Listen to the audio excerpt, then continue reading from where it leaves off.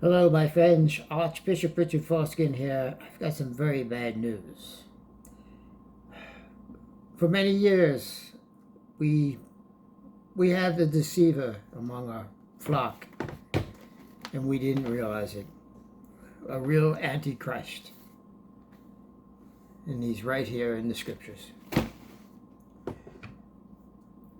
Apostle Paul. Good old Apostle Paul. I couldn't believe it myself. According to 2 Corinthians 11.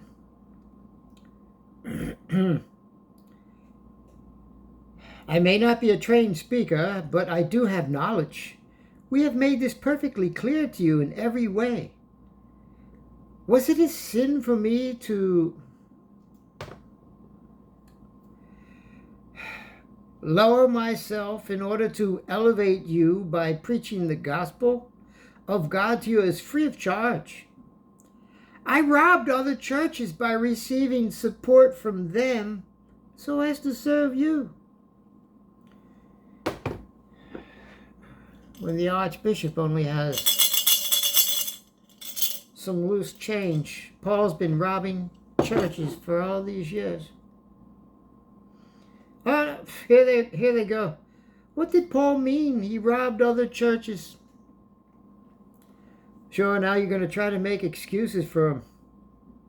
You know, you didn't see the letters back talking from the other side. You didn't hear this side of the story about how he robbed them, did you? That's because they burnt the evidence. No, you won't hear the other churches saying how they were robbed. Because I remember when I was an Eighth-day Independent Fundamental Baptist, we started off a new church. It was only about 15 of us. Well, wouldn't you know, within that year, the church, one-eyed farmer pastor, was getting money from everybody behind their backs and not knowing it. No, I'm telling you the truth.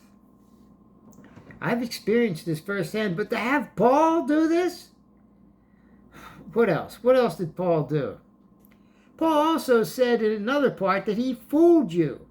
He fooled them, the people in his church. Bible verse where Paul says, I fooled you with trickery. According to BibleRef.com, 2 Corinthians chapter 12 verse 16. ESV, but granting that I myself did not burden you, I was crafty, you say, and got the better of you by deceit. I can't listen to it. I can't listen to it. Be it as I may, I have not been a burden to you, yet crafty fellow that I am. I caught you by trickery. Did I exploit you through any of the men I sent you? No, they were helpful to you. They were helpful to you, weren't they?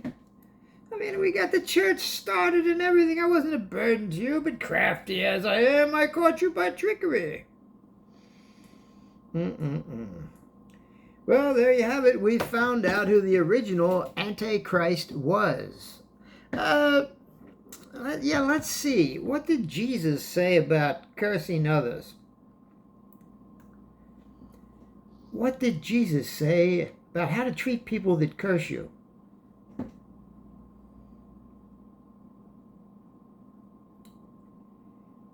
Let's see.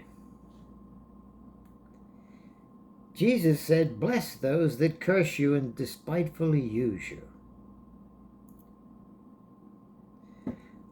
Luke 6:28, bless them that curse you and pray for them which despitefully use you.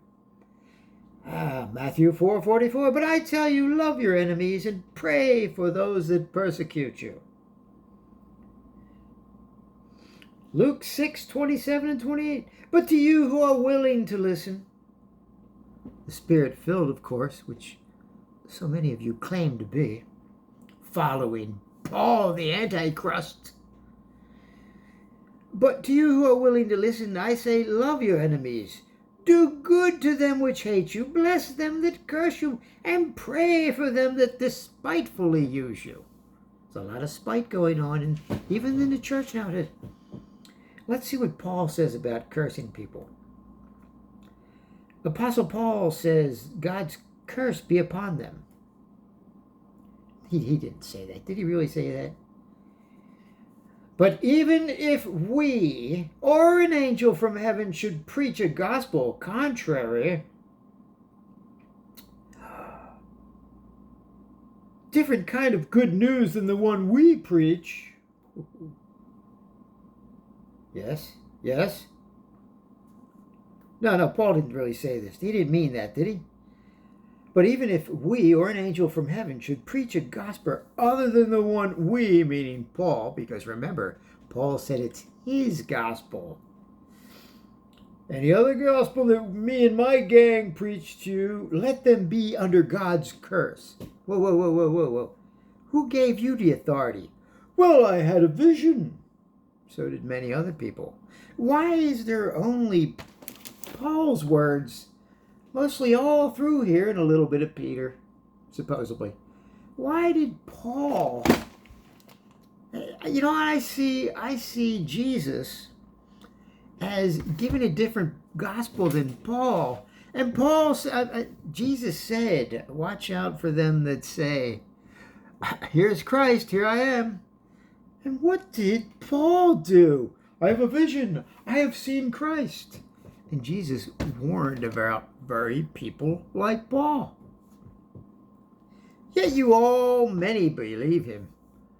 Because it says in the book he had a vision. But he made churches. Why did he make churches? For Jesus? When he didn't do what Jesus said? Or was he being an Antichrist to profit from what a good man said? Good words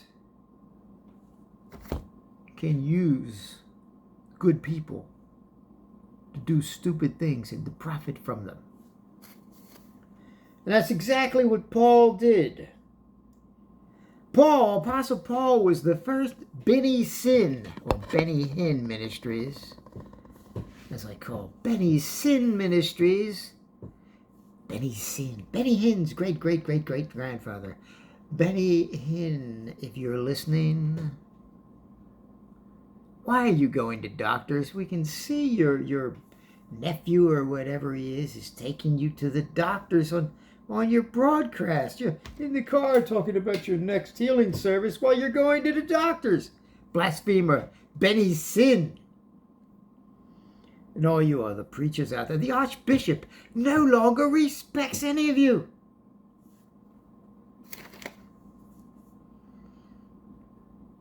May the principles of universe that you call God, that you don't even respect, may the principles of the universe judge you all blasphemers.